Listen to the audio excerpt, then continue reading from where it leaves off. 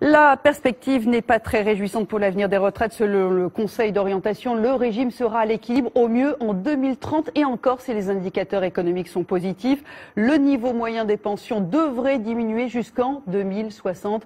Et aujourd'hui déjà, bien certains retraités ont des difficultés à assumer les charges de leur logement. Certains propriétaires choisissent de vendre leurs biens, d'autres de le mettre en viager pour s'assurer une rente mensuelle. Johanna Jaco-Albrecht et Anaïs Agbo.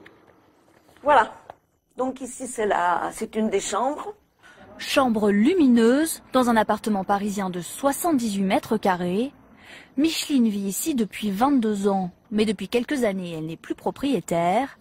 Pour compléter sa retraite, cette ancienne coiffeuse a vendu son logement en viager. Avec 600 €, comment vous faites pour vivre et puis entretenir un appartement comme ça? Il faut l'entretenir quand même. Et moi, je trouvais que c'était la meilleure solution. Parce qu'on n'a plus les gros travaux de l'immeuble, c'est comme si j'étais locataire. Voilà. Comme une locataire, sauf que chaque mois, c'est elle qui touche 900 €. Une rente mensuelle jusqu'à sa mort, tout en restant dans son logement. Une formule avantageuse qui tente les personnes âgées de plus en plus tôt. Elles sont en général à la retraite à partir de 65 ans et elles cherchent de nouvelles ressources, un nouveau pouvoir d'achat.